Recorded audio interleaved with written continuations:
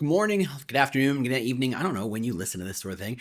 Welcome to another edition of The Next Step. I'm James Ellis, your host, here to try and help you, the recruiter, the recruiting leader, the TA leader, the employer brander, take the next step with AI. Here's the thing. I got this theory that a lot of us are waiting for someone to tell us what to do, to give us the tool and say, oh, use this tool to do A, B, and C, and then we just go ahead and do it.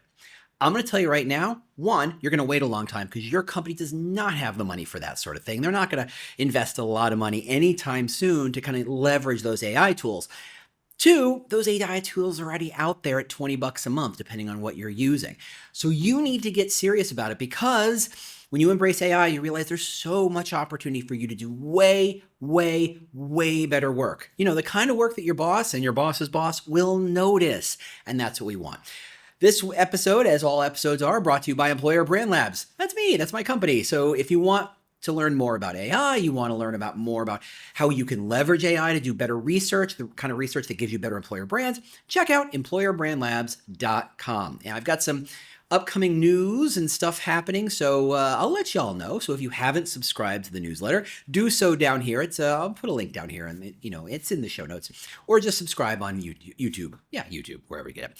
Anyway, today we have a very exciting, I'm kind of moving around now, a very exciting episode because it's not my idea.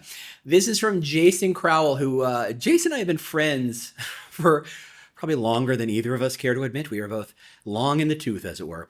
And he works at a trucking company. And if you don't know Jason, Jason's great. You should go connect with Jason and thank Jason for this request, because I think this is something a lot of you are going to leverage. Now, for context, Jason works for a trucking company, which of course everybody knows is the easiest to recruit. Gotcha, fooled you. No, truckers are hard to recruit. There's a limited number of them. You have to have a special license. It's kind of like dentists and vets in that there's a fairly tight, finite pool of people you can talk to. You can't just go ahead and generate truck drivers, right? So he's been working at this company for 5 years, and this is what he said. When I got my job 5 years ago, I implemented an anonymous survey tool called Workhound to help management better hear and understand the voice of the employee. So bravo to Jason for thinking that stuff up. This is exactly the kind of work you want to be doing.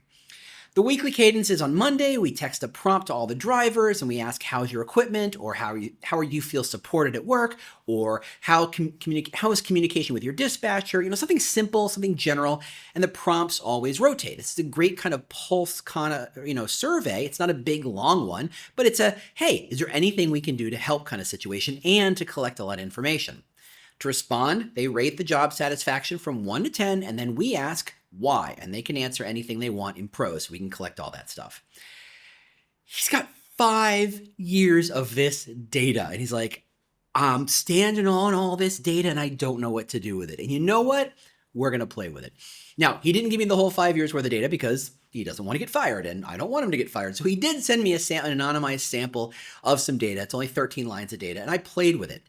And let me go to my next section here. And you know what? Here's the funny thing. I think we don't embrace this idea enough. Sometimes we kind of say, oh, I got to go use AI to do a thing. And we have to think about what's our prompt and how do we do that sort of thing. And we overanalyze what the right thing to do is. I'm going to tell you right now, don't. It is so much better to just jump in and ask it what you should do. So what I did is I took that data, threw it in a spreadsheet, and threw it at ChatGPT. I'm using ChatGPT 03 because it's got a better reasoning model, and I don't care about the writing, which is why I would use Claude. And I'm really not concerned about speed, which is when I would use ChatGPT 3.4.0. Why they're naming these things this way, don't ask me. This is just how it is. And I simply said, here's the data. It's a sample. I was very clear about it. I have a sample of this data. If I had access to 6 to 12 months worth of this kind of data, what could you tell me? Specifically, I asked, what kind of insights could you provide? I literally grabbed Jason's email, threw it in there, and then kind of provide a little more context around, hey, using this test data, what insights can you infer about the organization to understand our people better, elevate the employee voice better, and give leadership useful insights, assuming you had access to 6 to 12 months worth of data? Just kind of spelling it out. And it churned on it for literally 57 seconds, which Kind of blew me away. But then it came back with all sorts of interesting things. The first thing it did is it said, hey, based on your sample, this is what the test data hints at. I love that it said tentative but useful. It's not telling you an answer. It's giving you a sense of, look, this is just a sample, I get it, but based on what I'm seeing, there's some good things. Goodwill is high, average satisfaction is high, but it's a little fragile. The two pressure points that ChatGPT is noticing is there's a question around dignity and respect at the customer sites. I mean, they're truck drivers. They're saying, hey, we drop stuff off and we're not feeling like, we're feeling second-class citizens. There's a question about bathroom access, how drivers are treated. Great data. 2, on-the-job training or learning curve and dispatcher onboarding. A truck driver lives and breathes on how their dispatcher and the relationship with their dispatcher. That's their lifeline to the rest of the world. So kind of pointing out this is good or this is bad, and there's some micro frictions occasionally happening here, and that's what they're pointing out. Leaders are responding most of the time. Okay, this is all good. So that's really useful stuff to feel like, okay, we're doing our jobs great. Okay, the first thing that happens is that when it says, hey, if we had 6 to 12 months worth of data, this is what we might find interesting. And the first thing it says is, we need more data. Spoken like a true data scientist. There's no problem a data scientist can solve until it has more data. Everything can be solved with more data. So even ChatGPT is saying, hey, if we had more data, we could do some cool stuff. For example, it says, hey, you've got an uncategorized section, and maybe if you use these 6 categories, you would be able to better target and focus this content. So, hey, equipment, dispatcher comms, customer site experience, pay, safety, praise and shout outs, right? Just kind of structure the data a little bit better. 2, you could then say, here's a driver experience heat map. Hey, this driver tends to skew this way. They tend to be very happy with pay, but not so happy with the level of respect they get on a client. Or this driver tends to score high. They're always kind of happy. They're always thrilled. If they point out a problem, they see that it gets solved, they feel very satisfied. And that's really useful because as you're trying to figure out who should we model, who should we be hiring, what are the stories we want to put out there, because the stories you put out there is what you're going to attract. And this is going to help you find the people who are scoring really well. They may not be obvious to you. They may just be quietly thrilled with the work. This helps surface those up. 3, close the loop quality metrics. I thought this was really interesting. Move past the whole we replied idea because, look, corporations, corporate comms, blame who you want. I don't care. I'm not here to point fingers. But there is that sense of, hey, you complained, we responded. Check, done. And that's not necessarily how the employee feels when they bring up these challenges. You want to know why employees have problems with what's referred to as survey kind of fatigue? It's because they answer and give you all this data and nothing changes. So instead, leverage this to say, put another loop on this process. We put a pulse survey out. You put a complaint out. Here is our response. Why not flag it and say in 2 months, 6 months, come back and say, hey, just wanted to follow up on this. Did this get solved to your satisfaction? Maybe it's just 2 weeks. I don't know. But you can add to that to kind of say, look, I want to make sure we solve that problem. I want to make sure there wasn't any misunderstandings. That reinforces that management cares about what's going on, wants to do the hard work to kind of elevate the role and make sure people feel supported, and reinforce to the employee, we did everything we could to support you. If there's something we missed, you should tell us so we can get to it. We are on your side. Even if no one says, yeah, I need to have more problems, even if everybody's happy, it just reinforces that sense of, yeah, my company really has my back, which is super powerful. And that's just a simple automation loop you can bake into it. And I didn't invent that. ChatGPT invented that. Okay. And this is where I know ChatGPT is reading my email because it's clearly thinking in the way I wanted to think. And the next question, it says, hey, if you think of these challenges and the data you're getting back as leading indicators, as what I always think of as cat's whiskers, right? The things that are kind of telling the cat what's right around the corner without it can't actually see. This data is really good at saying, hey, we have some equipment issues, we have some defects, we have some dispatcher onboarding issues, we have some customer quality issues, customer respect facility issues. This is stuff that you can fix.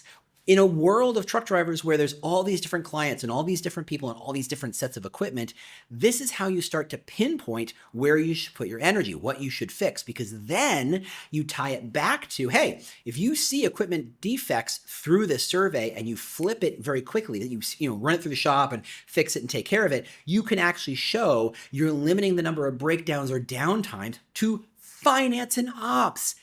Yes, I brought it back to the CFO. You're welcome, everybody.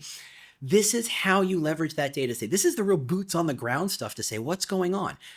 We might assume that our employees will say, okay, if something's broken, they'll tell us. But we know that we expect a lot from our employees. We push them. We say, do more, keep pushing that. Yeah, okay, it's a flawed truck. It's a flawed piece of equipment. Push it until it's broken. And that leads to longer downtime. If this is the safe way of collecting the information from each employee to say, hey, there's this piece of equipment that's not working optimally, this is your indication to say, hey, this is something we should fix proactively. We're not waiting for it to break. We're actually going to fix it. And then you can then track that using the data you have and say, hey, finance, this is how we keep downtime low. This is how we fix stuff proactively so it doesn't actually break on site or en route and save a lot of money. So that was really interesting. One of the next things I thought was really interesting is it starts to say you could frame these questions differently. Right? Remember, it's a rotating pulse survey every week. You get something every week and it changes. We might say, hey, week A, talk about equipment and kind of structure this a bit. It's like, hey, in the past 7 days, what slowed you down most? Reporting defects, getting repairs, or waiting for parts? And what's your unit number, right? Just start to ask a little more structured data that you can then parse out or use ChatGPT to parse out to kind of identify where challenges are. Hey, the next week, when starting or changing a lane, what's the one thing you wish dispatch told you sooner? Which dispatcher, which day? Okay. I don't understand this lane thing. This is not my world. I'm stunned that ChatGPT is starting to pull this stuff out. I mean, I kind of know. I've seen the second season of The Wire. I know a little bit. But it's identifying other ways to kind of pull better information out, asking better questions. Week C, customers. At which customer location did you made your day harder? What happened? You're collecting more data. Finally, customer site experience program. This is a small change, right? It's very boots on the ground, but it has a huge impact on driver satisfaction. And that is flag all comments about facilities and respect for customer success, share a monthly driver experience scorecard with their key customers. Hey, these are our wait times, facility issues, levels of respect, near misses, things we have to fix, and ask for one improvement each month. This is how you build a relationship with the locations to say, look, you're using our trucks and you're using our people. We want to serve you as best we can. This is a two-way street. And this is how you build rapport. The more you use this data to build relationships with your customers, the less likely those customers are to leave and try and switch to another carrier, because you're showing how proactive you are about making sure both sides, both parties are being satisfied, having their needs met. And when that happens, you can start to show the data that says this means less problems, less turnaround issues, less load time issues, less breakdowns, all that stuff. And it shows how much you care about your customers. Wait, did we just use driver employee data to show how much we care about our customers and increase sales and increase retention? Yeah, I think we did. So there's more stuff here. I'm going to share it with Jason, but really those are the big things, right? It's got the response from chat is, hey, this is what participation should look like. Level of actionability. You want to start to see, hey, how well are you responding to stuff? Who is responding to stuff? Who is doing a great job? Who is stepping up and who is kind of hoping problems get solved someplace else? There's a lot of information here, especially if you're looking at longitudinal data. You can then, and this is something that we didn't even cover, you can say, look, how have we changed year on year, right? Are the scores going up? Are the scores going down? Are the scores going up in certain areas for certain challenges, to really understand what the pressures are on the drivers? So, Jason, I hope this was useful, because I think there's a lot of people who listen to this who have all sorts of data. Honestly, I would love to talk to someone who lives in the ATS world all day long. Maybe if you're in Rec Ops, you should ping me and we can talk about what kind of reports and data pulls you can pull down. And let's figure out what you can use a ChatGPT or a Claude for to pull more insights than what the ATS is going to do out of the box. So if you've got access to an ATS and that kind of data, just give me some dummy data. Let's play around with it. Let's see what we can do. And that will make for a great episode for a lot of different people. So as a reminder, if you got something useful out of this, if you found an insight, you're like, oh, this is super useful, or if I maybe even changed your mind about how useful AI could be, you have to tell a friend. You have to tell someone. You have to let them know about this episode, about this show, and about this podcast so that they can take the next step too. Thanks so much for being here. Thanks so much for listening. Be sure to share the show, and I will see you next week.